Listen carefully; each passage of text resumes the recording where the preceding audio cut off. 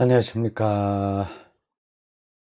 오늘 볼파르트 판넨베르크의 자연신학 강독 다시 하겠습니다. 13번째에 해당합니다. 13강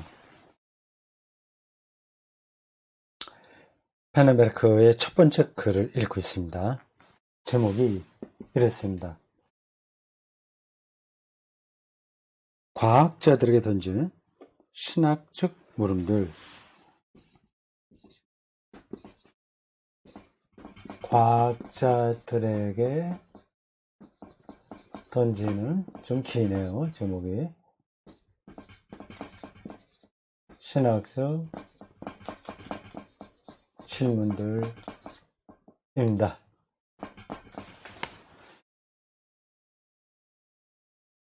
과학과 신학이 지난 역사에서 걸어온 길을 보면 우여곡절이 많습니다. 언제부턴가 서로 그 전에는 같이 왔죠. 신학이 더 지배적이었다고 볼 수 있습니다. 계몽주의 이후로 자연과학의 비약적인 발전이 이루어졌어요. 그리고 그럴 때마다 신학이 판정패를 했습니다. 그리고 그 사이가 좀 벌어졌어요. 꼭 적대적인 관계는 아니라고 하더라도 서로 다른 길을 갔습니다. 서로 다른 언어의 세계에 빠져들었어요. 과학자들은 신학에 전혀 관심이 없습니다.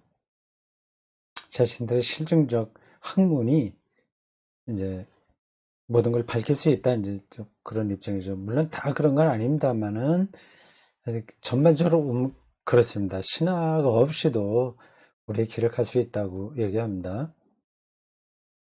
신학자들도 몇몇 과학과의 대화를 시도했으나 앞에서 쭉 제가 한 얘기예요. 또 다시 반복할 필요가 없는데 새로운 강독을 시작하려고 하다 보니 그게 또 기억이 나서 드린 겁니다. 하여튼 그건 접어두겠어요. 그 기본적인 그 구도를 자꾸 얘기하다 보면 반복됩니다. 이런 걸 전제하고 우리가 진도를 나가야 되겠죠. 판넨베르크는 전혀 새롭게 신학과 과학의 관계를 설정하려고 합니다. 그 전체 그 틀을 본다면 자연과학을 비롯하여 모든 학문들은 다 이제 굉장히 실증적이나 부분적인 것들을 다루고 있는 겁니다. 근데 신학은 그 전체를 말하니까 이게 어떤 게 더 옳다 그르다를 말하는 게 아니라 서로 귀를 기울여야 된다고 하는 겁니다. 자연과학의 방식을 통해서 이 우주의 실체를 확연하게 드러낼 수 없다는 걸 전제하고 질문하는 거죠. 그 질문의 그 내용이 5가지였습니다. 그건 지난번에 강조한 거였고요. 오늘 13번째 강독으로 이 질문을 우리가 좀 더 따라가겠습니다. 소제목이 이렇습니다. 그러니까 5가지는 제가 여기서 또 얘기하지 않겠습니다. 저도 이 책을 보지 않으면 그게 머릿속에 그대로 남아있지가 않아요. 제가 여러분들을 이쪽에서 가르치는 정도 실력은 못 되고요. 말 그대로 책을 같이 읽는 겁니다. 소제목 이렇습니다. 관성과 신적 보전, 신적 보전. 그건 지나가도록 하겠습니다. 관성과 신적 보전.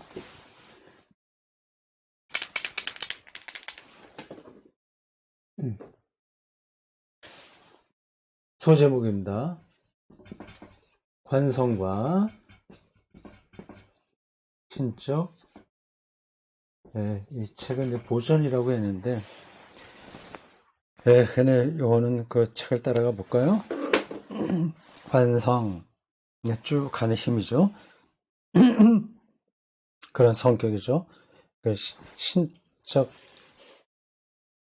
보존, 그 물리학의 원리들이 그 힘을 계속 몰고 가잖아요.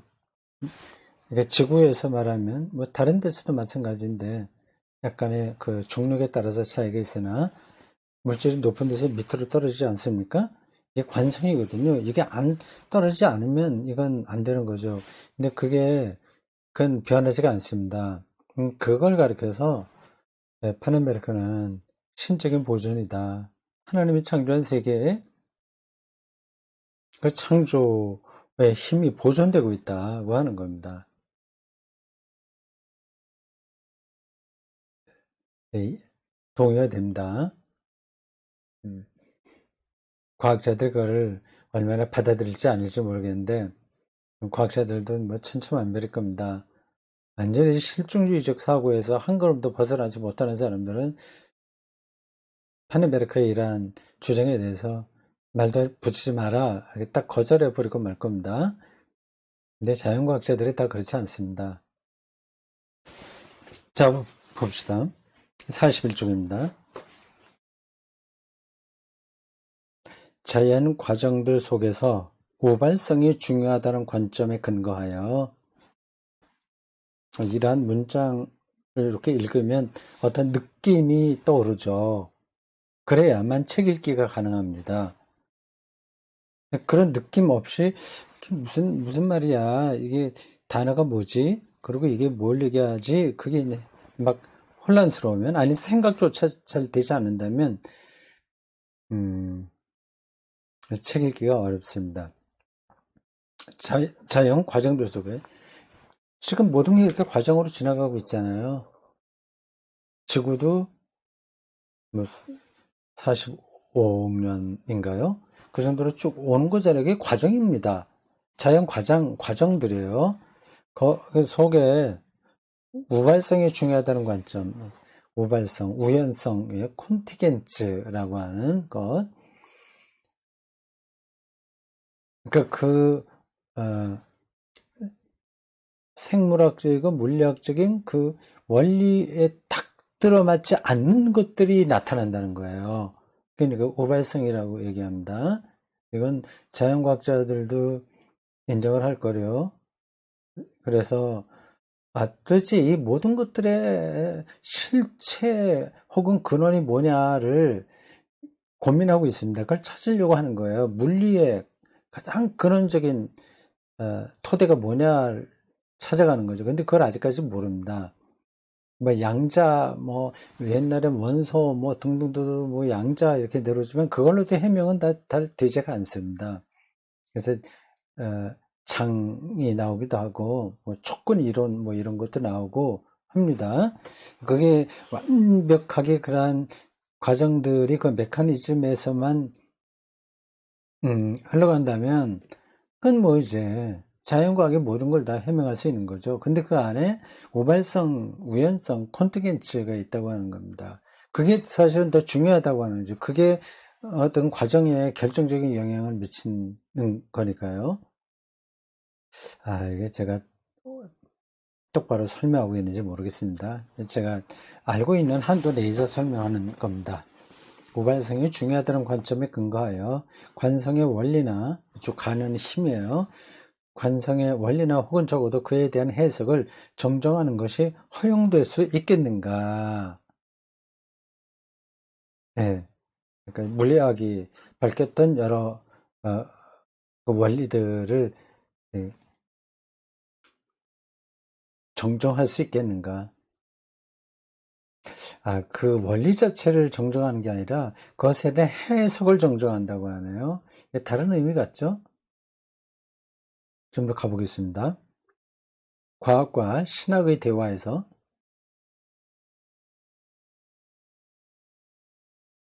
이 물음이 지닌 결정적인 중요성은 음, 결정적인 중요성은 일반적으로 어, 표시되고 있는 편이다. 이 번역자가 왜 이렇게 단어를 뭐 이런 걸 사용했죠? 폄하되고 있다고 하는 게 보통 쓰는 건데, 폄시, 아래로 내려 본다는 거 아니겠습니까? 이런 단어는 정말 일반적이지 않네요. 뭐 일반적이지 않은 건 쓸 수 있긴 있으나 굳이 이렇게 하는지 모르겠네요. 일반적으로 뭐 간과되고 있는 편이다 하면 훨씬 더 편하잖아요. 읽기가 간과된다, 폄하된다 이런 건데 굳이 폄시라고 했어요. 재밌습니다. 다시 그 문장 보겠습니다. 과학과 신학의 대화에서 이 무릎이 지닌 결정적인 중요성은 일반적으로 별로 간과되고 있는 편이다. 그렇죠. 그런 쪽으로 누가 생각하겠어요.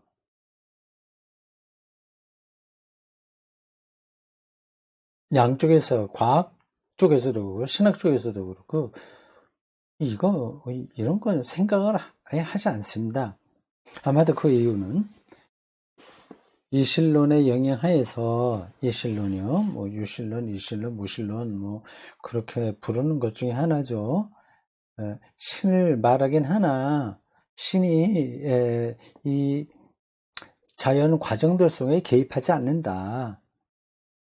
창조했다고 하는 건 인정하나 그냥 그 원리에 따라서 그냥 굴러갈 뿐이다.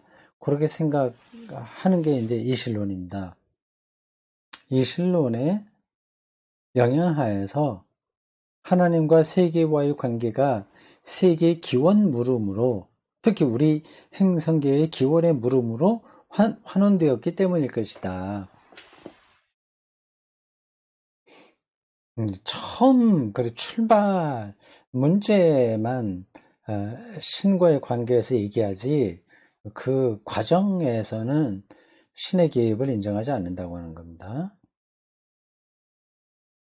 그러나 이미 14세기 초 유한한 실제의 보존 문제는 지금 제가 이렇게 유튜브로 강의하고 있지 않습니까? 이게 실제예요. 이게 지금 유지가 되는 거예요. 제가 말을 이렇게 하면 그게 기계적인 어떤 걸 통해서 전달되지 않습니까? 그게 전달이 안 되면 그건 이제 제가 아무것도 할 수 없는 거죠. 그게 이제 실제 보존이라고 하는 겁니다. 그게 유지되는 거죠. 그거는 자연의 해석 문제만 맞물려 제일 원인의 필수 불가결을 논의하는 과정에서 상당히 중요한 물음으로 부각되어 있었다. 그런가요? 벌써 그때부터 이런 문제가 제시됐군요. 아시겠죠? 요 맥락에서 무엇을 얘기하는지 말입니다. 저기 돌이 있다 그러면 돌이 그 유지가 되지 않습니까? 그게 실제가 보존되는 겁니다. 그럼 돌이 있다가 갑자기 물이 돼 버리면 이 원소 이런 점에서 보면은 나무가 됐다가 뭐 돌이 됐다가 뭐 어떤 그런 건 가능하잖아요. 그런 것들이 보존이 안 되면 그럼 이제 세계는 없는 겁니다. 근데 그 보존되는 문제를 이제 이런 질문이 이미 14세기에 제시되었다고 하는 거죠. 그렇죠. 14세기이면 오래전인데 그 당시 사람들은 우리보다 과학적으로 좀 뒤떨어져 있었으나 근원에 대해서는 전혀 뒤떨어져 있지 않습니다. 오컴의 윌리엄은 오컴이라고 보통 부르는 사람이죠. 그는 13세기적 관점, 즉 존재의 질서에서 어려운 표현들이 자꾸 나옵니다. 존재의 질서에서 나무가 있고 나비가 있고 물이 있고 이렇게 다 질서예요. 존재하는 것들이 질서 가운데 있는데 거기서 제1원인의 가정은 필연적이라고 하는 관점을 거절하였다. 제1원인의 가정, 제1원인. 그건 뭐 신이죠 말하자면 그 관점을 거절하였다는 거예요. 세대를 이어 내려가는 과정에서 후대의 세대들은 살아있고 앞선 세대들은 이미 죽어버렸다는 사실은 상당히 자연스러운 논리라고 그는 주장하였다.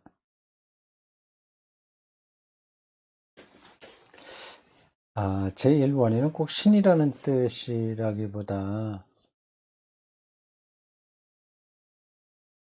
그 뒤에 과정에서 나오는 그런 거 갖다 포함해서 실제라고 불러야지 그 제1 첫 번에 있었던 그런 것만 실제로 보면 안 된다. 그걸 따로 떼어놓고 보면 안 된다. 그 얘기 같아요. 제가 이 문장으로 보면.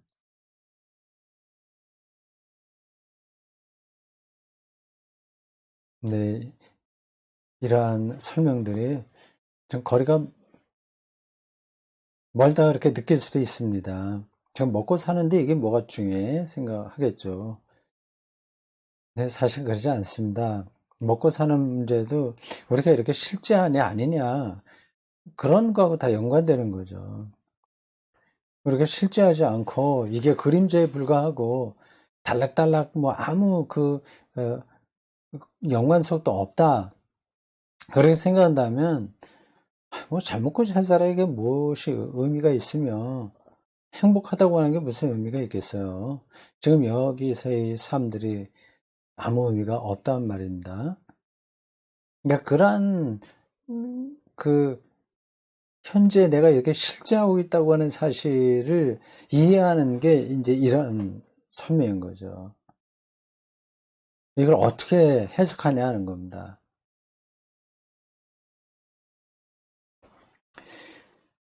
새로운 세대의 등장을 위해 1세대 선조가 존재했어야 할 필요는 없다. 오카미의 설명이 계속되고 있죠.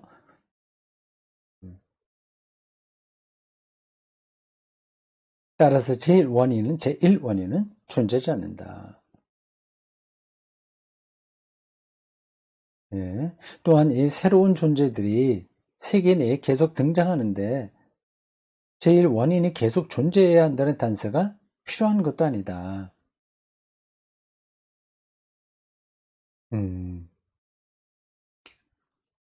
좀 더 보겠습니다. 만일 그러한 제1원인의 계속적인 존재가 요구된다면 자연 원인들을 잇는 인과 유의 사슬은 무한히 소급될 수 있을 것이다. 원인이 있어서 결과가 있고 이게 인과 유율이거든요. 어디서 뭐가 유출되니까 그럼 계속 올라가게 되는데 제일 원인? 그럼 그 제일 원인은 어디서 왔나? 이런 질문을 하게 되지 않습니까? 그러니까 무한히 소급되니까 제일 원인은 꼭 필요한 게 아니다. 이 세상의 실제를 이해하는 데 있어서 말이죠. 그 얘기 조금 뭐 골치 아프긴 하죠. 그렇지만 존재하고 있는 것의 보존은 필요하고 제일 원인은 필요하지 않으나 그래봐야 제일 원인에 또 그 원인을 찾아가야 되니까 무한하게 그런 소급될 뿐이라서 그걸 접어둔다고 하더라도 존재하고 있는 것의 보존은 필요하고 지금 이렇게 강이 흐르고 사막이 있고 하는 게 다 존재하고 있는 거잖아요. 이게 보존이 되고 있지 않습니까? 이건 필요하고 그래서 오캄은 제일 원인의 논증을 다른 방향으로 결론을 이끌어가고 있다. 만일 존재가 계속 유지되는 것이 자명한 것이 아니라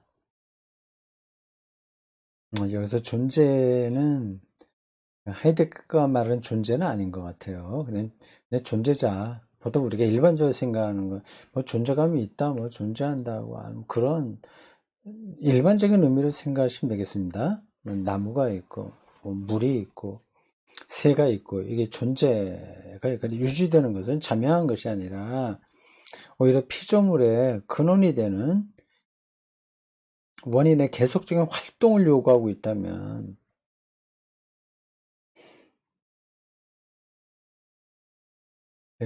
공룡도 있다가 없어졌잖아요. 근데 그게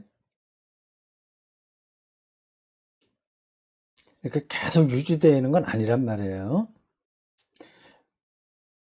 근데 피조물이 이렇게 존재하는 이 피조물의 근원이 되는 원인의 계속적인 활동, 거기서 이렇게 연결되고 뭐 나타나고 막 그런 과정이 있지 않습니까?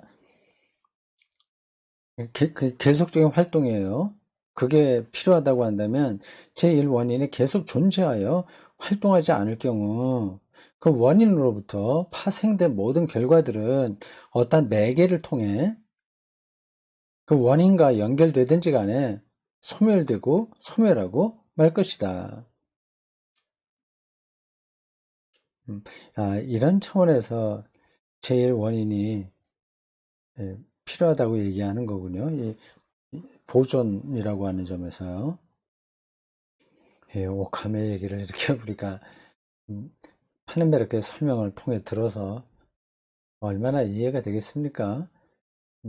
근데 그래도 이게 어떤 뜻인지는 어느 정도 감은 잡을 수 있습니다.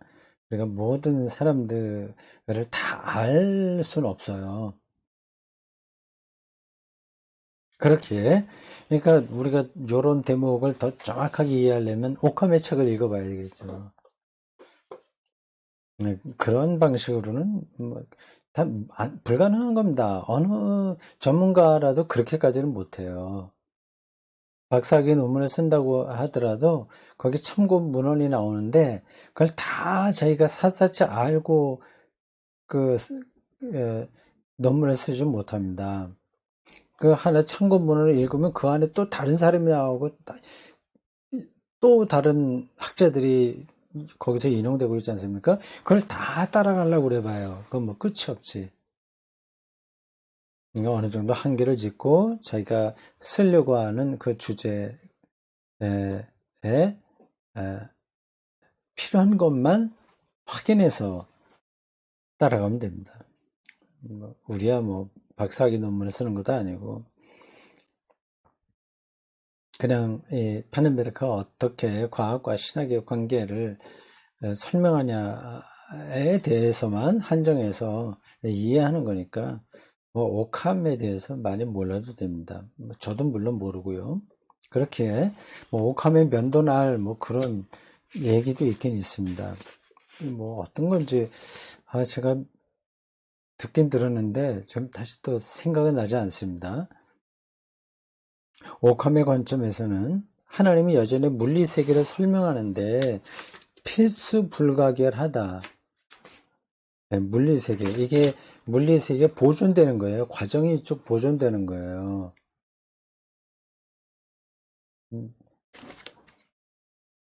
하나님은 필수 불가결하다. 근데 그 하나님을 빼버리면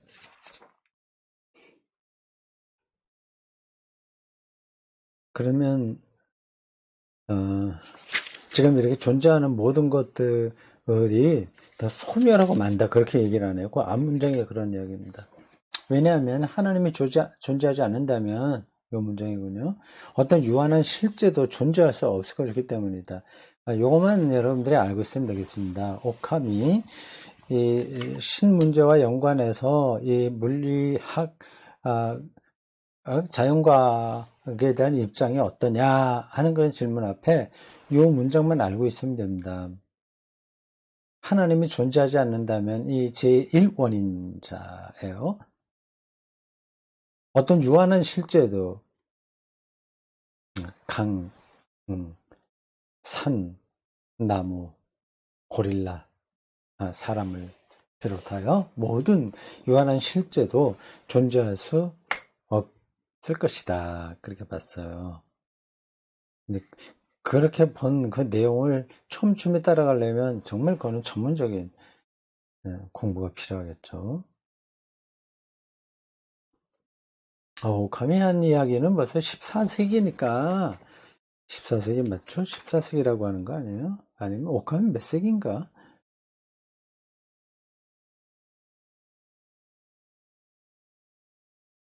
음,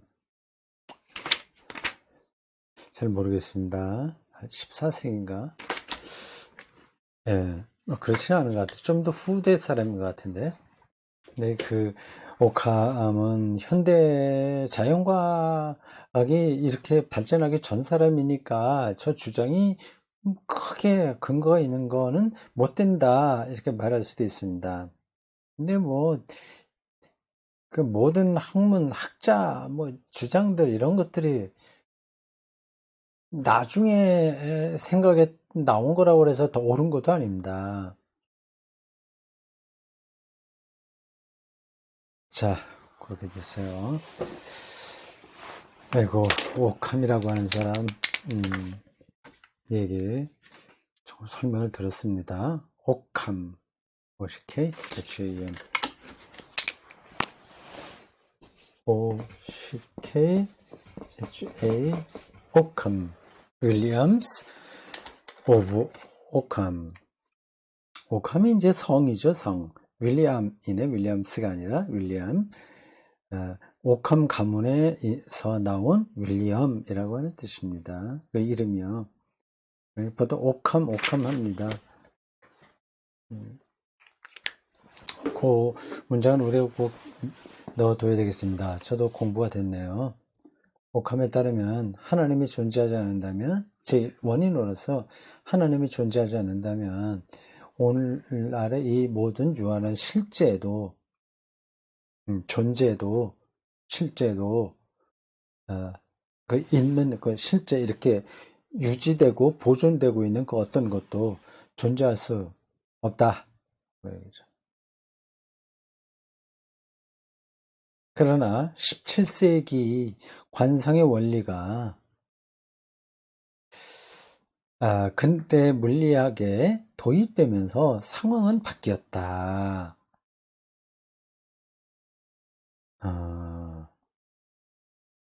관성은 일정한 형태를 쭉 유지하고 있는 거니 제일 원인 없이도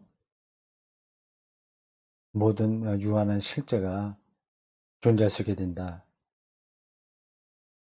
관성이 오히려 제일 원인인 하나님을 제거해버리고 제일 원인으로서의 하나님을 제거하고 거기에 관성이 들어오게 된 겁니다. 그건 말이 안 된다고 생각하실지 모르겠어요.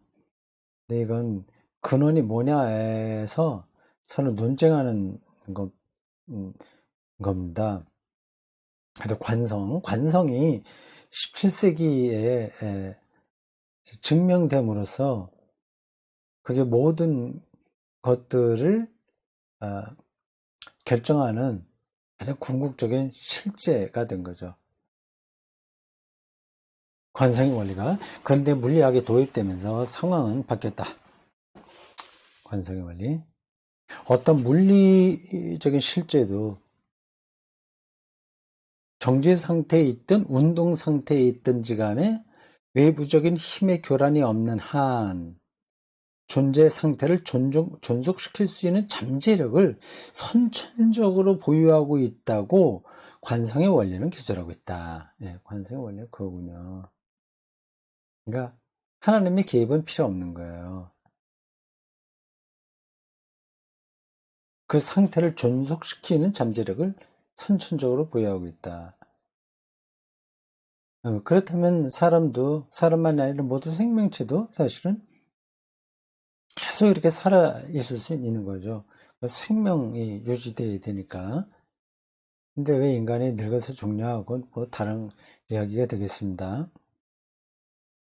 이 원리가, 관성의 원리가 선천적으로 주어져 있는 그런 원리가 하나님과 물리 실제의 관계에 미친 심오한 영향력은 전반적으로 간과되었다. 그러나 철학자 한스 블루멘베르크는 좀 잘 모르겠습니다. 철학자 한스 블루멘베르크는 1970년 출판한 한 논문에서 관성 원리가 17세기 물리학에 도입되면서 하나님의 계속적인 창조 활동에 물리 실제가 의존되어 있다는 개념이, 이건 오캄에 의해서 나왔던 개념이죠. 이것이 물체의 자기 보존 개념으로 대치되는 결과가 약이 되었으면 상세하게 기술해주고 있다. 하나님의 개입이 이제 빠지게 되고 관성의 원리가 대체해서 세계의 물리를 설명하는 토대가 되었다고 하는 겁니다. 여기서 자기 보존 개념은 보존 개념은 이제 자기가 그렇게 유지되는 걸 얘기하는 겁니다. 그러니까 보세요.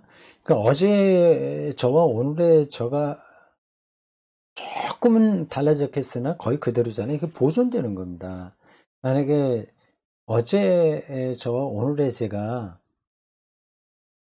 보존되지 않는다면, 어제는 남자였다고 오늘은 여자가 된다거나,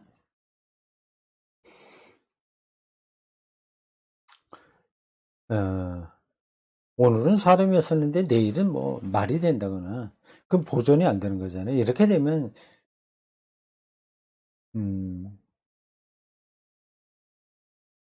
모든, 물리의 질서가 무너지게 되는 거죠. 그러니까 자기 보존이 되지 않는 겁니다. 근데 지금 그게 되고 있잖아요. 이 지금 파넨베르크가 말하려고 하는 핵심은 그겁니다.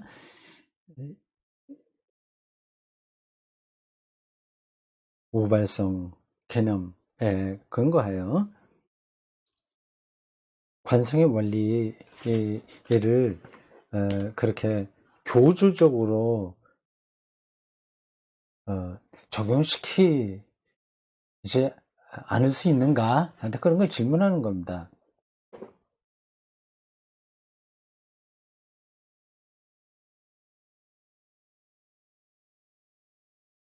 여기서 자기 보존 개념은 대체로 스토아 철학의 전통들로부터 파생된 것으로 추정된다. 또 이제 스토아 철학 이야기가 나왔어요. 그 스토아 철학의 어떤 부분이 그런지 그건 지금 제가 설명할 자신이 없어요. 스토아와 가장 관련이 있는 신학 성서 용어의 하나는 로고스입니다. 스토아 철학. 핵심 개념이 로고스인데 그거하고 좀 연관이 되겠죠.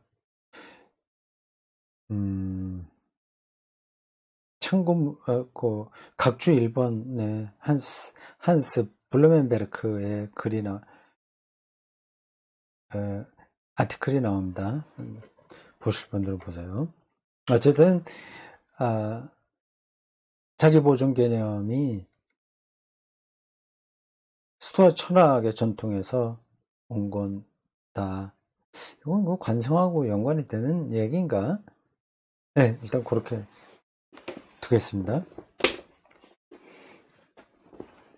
흥미롭게도 데카르트는 관성의 원리가 여전히 보다 심층적인 토대를 필요로 하고 있는 것으로 간주하였다. 이게 왜 흥미로울까? 데카르트는 창조를 다루는 하나님의 불변성애로 관성의 원리를 소급시켰다. 그래요?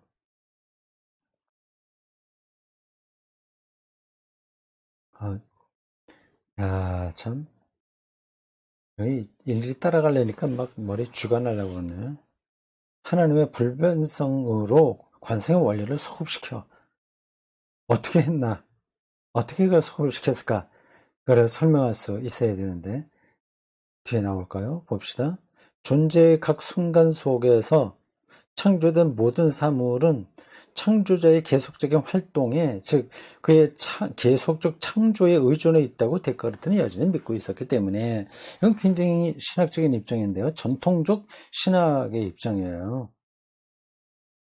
오직 창조자의 불변성만이 창조 질서 속에 안정성을 가져다 줄 수 있고, 그게 이 보존된다. 이 사물의 보존, 실제하는 것들의 보존이요.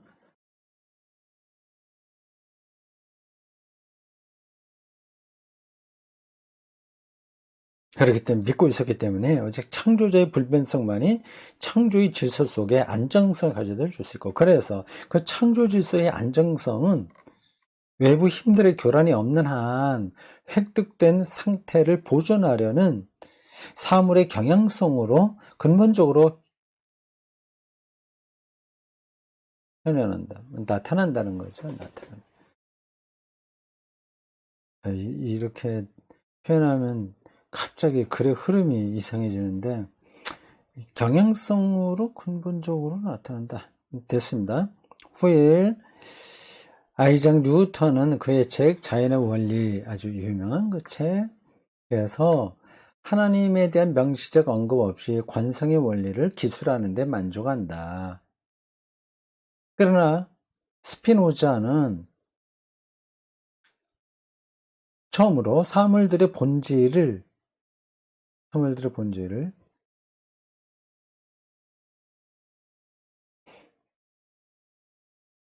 존재를 계속하려는 사물들 자체의 인내력으로 입증하였고, 인내력? 그것도 보존이죠. 인내력으로 입증하였고, 따라서 그는 신적인 보존에 대한 의존성으로부터, 즉 초월적 하나님의 계속적인 동반으로부터 자연을 해방시킬 수 있는 형이상학적 토대를 마련하였다. 이거 복잡합니다. 여러 철학자들과 과학자들이 나왔습니다. 이거 뭐 누가 어떻게 했고 어떻게 해서 어떻게 됐다, 그건 다 잊어버려도 됩니다. 우리가 이렇게 잠깐 읽고서 그거를 다 우리가 소화해낼 수는 없습니다. 다만 요 맥락에서 이 관성 문제가 하나님과 어떤 관계로 설명되느냐를 다루고 있다는 사실, 그것만 생각하시면 되겠습니다. 오늘 우리에게 그런 것만 생각해도 이 책 읽기에 소득이 있는 겁니다. 관성이라고 하는 문제를 단순히 물리학의 어떤 원리로만이 아니라 하나님의 창조와 창조의 보존과 이 피조물의 그 과정에서 어떤 관계가 있는지를 엿보고 설명하려는 학자들이 있었다. 그만 생각해도 우리가 오늘 공부 많이 하는 겁니다.